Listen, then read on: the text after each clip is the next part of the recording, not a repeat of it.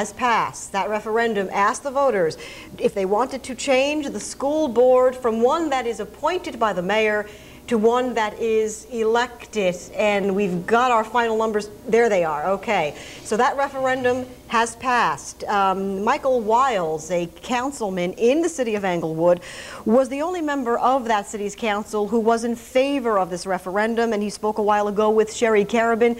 Let's go now to Englewood. Thanks, Joanne. The results are in from the Englewood School Board issue. Voters have decided to switch from an appointed to an elected school board.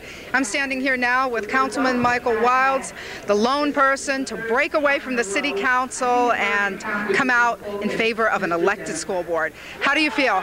Well, first, I came on my white horse as the Lone Ranger of Englewood.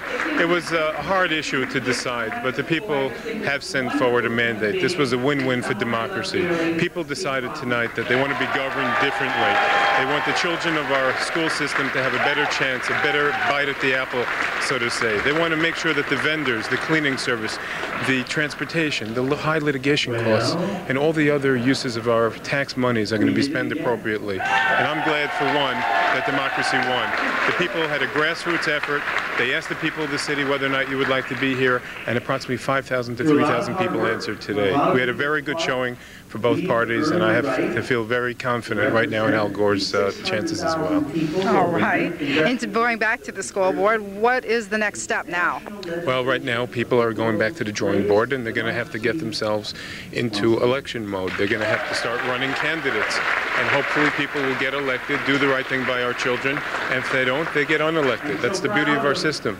The fact that people wouldn't allow this and facilitate democracy was unconscionable to a large block of residents in the community, and that's why I signed on to their agenda. The fact is, we need to give democracy a chance. Taxation with representation, this is about children. This is right now about the education of our children. Are we going to support it? Are we going to help it? And if it's not working, are we going to then make sure that we go back to the drawing board and recreate it as often as we need to? So if the elected officials that are put in don't work out, then you'll just elect others. What kind of things do you hope they'll do?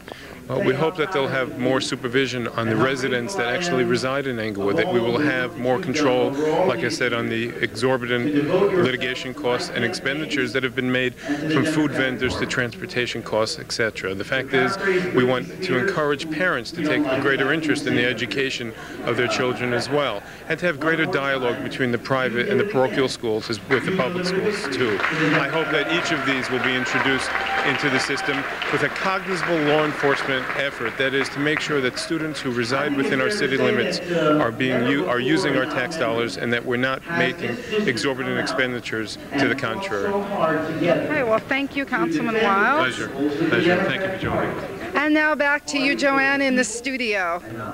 Thank you very much, Sherry. Stick with us. Channel 10's and Time Warner Cable's live election night coverage continues after